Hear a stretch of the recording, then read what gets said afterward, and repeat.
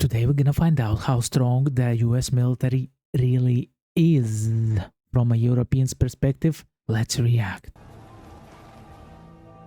Why is the US military the strongest? Great military powers have been appearing and disappearing since the beginning of history. Now is the time for the United States of America to be the leader in military might. But what makes it so powerful? Will its power remain undisputed? Are there already signs of weakness? Would it really stand in a conflict with potential rivals like China or Russia? To find out, we should analyse why exactly the US military is considered the strongest. Probably because US is spending a lot of taxpayers' money to develop edge-cutting technologies to be ahead of the world. The numbers. The US has 1,400,000 active military personnel. This figure places it in third place in this category. China has the largest army with slightly above 2 million soldiers, while India comes in second place. This doesn't sound that impressive, but what makes the US military stand out is not necessarily the raw number of men. The US has unquestionable air supremacy. The US military is number one in air power, with 13,264 total military aircraft. Wow. A total that is greater than the other 5 greatest air forces. Look, USA has a smaller army than China. China has much bigger army, but still much more aircraft for USA. And also, I think the technology is much more developed in the USA army than in China. Combined. 2,085 are air-to-air fighters, 715 ground attack aircraft, 945 transportation aircraft, 5,768 helicopters, and 967 attack helicopters. Wow. The US is number one in each aircraft category, except for air-to-ground forces, where it's slightly topped by Russia. The US has a powerful navy that is designed to work in conjunction with its air forces. It has 20 aircraft carriers, 11 are regular fixed-wing carriers, while 9 are capable of hosting only helicopters and short takeoff planes like the F-35B. Aircraft carriers are like floating cities, I'm telling you. I'm curious how many people does serve on an aircraft carrier because it takes a lot of manpower to maintain this huge floating city. And also it's like a cheat code, literally. You just float towards a country, you park your aircraft carrier nearby and launch your planes, launch your rockets and do whatever you want. Like basically like Iran nowadays, like the things that happen in Iran nowadays. This is almost half of the world's total number of aircraft carriers, while most of the others belong to allied countries. If we take into account only regular fixed-wing aircraft capacity, the total combined deck space of the US aircraft carriers is over twice that of all the other nations combined. To complement this, the US Navy has the greatest number of destroyers and ranks third in the number of submarines. The numbers of the US naval strength are a bit tricky. If we count the total number of naval assets, the US falls in fourth place, behind Russia and China, and even behind North Korea, that boasts a surprising first place. What? However, the quality of North Korean Navy isn't good because people who serve there, I'm not sure that they are even patriots of their own country, because a lot of soldiers just run away from that country because it's a dictatorship. There's not enough food to feed the people, and if the war breaks out, will they have enough food to feed their soldiers? In the case of a maritime conflict, it would still be hard to counter the power of the US Navy, supported by overwhelming air supremacy and allied forces. Oh yes. Land power. The US is slightly behind Russia regarding raw numbers. American ground forces number 6,289 tanks, 39,000 armoured vehicles, 1,465 self-propelled artillery, and 1,366 rocket projectors. I just still don't understand how it's possible that North Korea is in this list. They literally have still tanks from World War II and the Cold War era. And I bet this video was created before Ukraine war, and Russia has half of it already left in Ukraine as a rubble because it was destroyed by American rockets, and half of other tanks Russia took from North Korea. So you can decrease this amount also over here because North Korea gave their soldiers and I bet they gave some technologies to Russia. However, Russia has a lot of outdated vehicles with questionable performance in case of a real conflict. Meanwhile, the US military has a broad technological edge. The US has 5,800 nuclear warheads that make it the world's second largest in nuclear war power. In this video, we're analysing the conventional military strength, but it can't be denied that a nuclear arsenal does bring a certain status. Even if things don't escalate to a full-blown nuclear war, it's intimidating to any country to be armoured with such nuclear power. That's a lot of nuclear rockets. In my opinion, there won't be a nuclear war because people need to rule somebody, Those politics, they need people to rule. And if they attack a country with the nuclear power and the country that they have attacked has also a nuclear power, then it's like done. So basically it's a weapon of holding down, not of attacking, I would say, in my opinion. The quality. The US Army consists entirely of trained professionals, and many have real combat experience. Since the beginning of this century, the US has been involved in military conflicts in Afghanistan, Iraq, Pakistan, Somalia, Libya, Uganda, and Yemen. Other countries still rely on conscripts to fill the numbers. The US can field an army of well-trained, experienced professionals.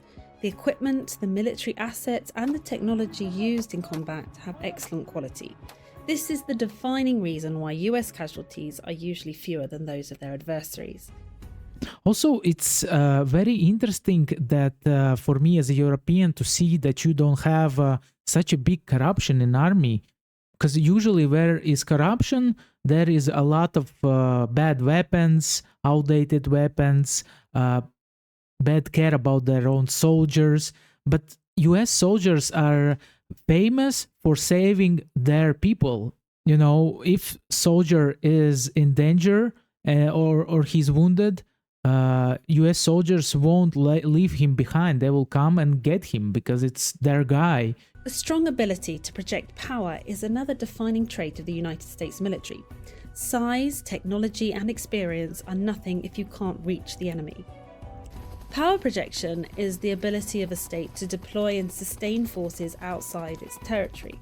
Only a few states are capable to overcome the difficulties that involve power projection, and the US excels at it. This is made possible by several factors. The home base of the US is safe. The neighbouring countries are friendly. Potential enemies are far away. The large landmass makes it a country that is hard to invade. It also has coastlines along 2 oceans and strategic islands that hold military bases. The US forces can reach far, fast, and deploy great numbers of forces supported by the enforcement of air and sea superiority, combined with excellent transportation capabilities. Even if it doesn't engage in combat, the US can enforce naval and air blockades that can severely cripple an enemy's economy.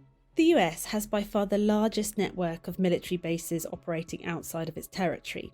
Information regarding the exact number and location of such bases involves classified information, so we can only estimate the total extent of the overseas military presence. Back in 2013, the Pentagon stated that there were around 600 military bases overseas. Yes. A rough estimate would be around 1,000 overseas US military compounds. I think we have military presence here in Latvia, US military presence here in Latvia. As I'm not sure, but I think US is still a part of NATO. And as a taxi driver, I used to drive some soldiers to the place where they serve here in Riga. And also Canadians, a lot of Canadians over here are serving. Approximately 165,000 military personnel is stationed outside the United States. This doesn't include areas of conflict such as Syria, Iraq, and Afghanistan. The US has significant forces deployed in around 55 countries and autonomous territories. It is also estimated that more than 150 countries have a certain degree of US military presence. Alliances. This is crazy. Really? Greenland has bases, USA bases? Let me know in comment section, is it true or not? Because lately we had some news that Trump wants to get the Greenland, yes? And if the USA has bases over there, it's kind of interesting situation, if you know what I mean. US military presence. Alliances. The United States can rely on a vast network of alliances. It is the de facto leader of NATO, the world's strongest military alliance. 18 other countries are designated as major non-NATO allies. This list includes countries like Australia, New Zealand, Japan, South Korea, Philippines, Thailand, Pakistan, Afghanistan, Egypt, Israel, Argentina. Afghanistan is like a ally? What? Are you kidding me? Yeah, like I'm not sure that NATO ally is Afghanistan. Taiwan's status is a bit more complicated and it can be considered a de facto ally. Some countries are not formal allies but have a strong strategic partnership with the US. One notable example is India, that participates in regular military drills together with US forces and some of its allies. I thought India is more allied to Russia. Economy. Modern warfare is sustained in the long term by two main factors: the capacity to produce military equipment and the capacity to spend money on defence. American defence companies are the indisputable top producers of weaponry. Among the world's top 10 defence suppliers, 5 of them are American companies. Lockheed Martin is the biggest. It reported a revenue of almost $60 billion in 2019. That's close to Russia's entire annual military spending. That's crazy. The strength of the US military is also due to its huge military budget. In 2019, spending on the US military was a whopping $732 billion. My gosh. Are you kidding me? You saw how huge is the Indian army and Chinese army and Russian army also, and still US is spending like three times more than these countries. You can put literally China, India is 300,000, Russia, like I bet you can put all these countries together. Let's do a quick math, yeah, and they still others. There it is, 364 others. Man, UK is spending twice as much as other all countries together. Man, wow, that's impressive. That's really impressive. I mean, almost 3 times more than China, the world's second largest military spender, and is roughly 1/3 of the entire world's defence budget. This is mad. While Russia is commonly regarded as the second most powerful army in the world, its budget consists of only $65 billion. Arguably, there is an aspect of purchasing power. For example, it's cheaper to pay a Russian or Chinese soldier, but the cost of high-quality military equipment is still the same around the world. The reason that the US can afford such an enormous military budget is that it's supported by a strong economy. America has been the world's largest economy since 1871. Its nominal GDP is currently $21.44 trillion US dollars. This is almost a quarter of the global economy, and it's backed with plenty of natural resources, advanced infrastructure, and technology. Besides the ability to sustain an enormous defence budget, the US often uses its economic strength as a weapon by enforcing economic sanctions. Soft factors. Soft power is another factor that comes into play when assessing a country's might. The US is world-beating in culture, education, and technology. American pop culture has an enormous influence, and this won't change anytime soon. One of the reasons why USA has such a good development in different areas might be the thing that a lot of people during wars and bad times in their countries, they just move to America. A lot of smart people, like during the World War II, like from Russia nowadays, there's a lot of people who run away from Russia that could put their talent work for their country, but their country is just like bad place for them. And then they go to America and they work for America basically because they get paid much more for their work and it's appreciated. America also hosts most of the world's top-ranking universities with a record number of international students. The US leads the world of technology and digitalization as home to the world's most influential tech companies like Apple, Google, Microsoft, and Facebook. It's easy to think that this doesn't seem important in warfare, but imagine an enemy soldier that would have to attack the country where his cousin studies, the country of his favourite music band, the country of his favourite actors from the movie that he watches on an American media platform like YouTube, or an American smartphone with American software.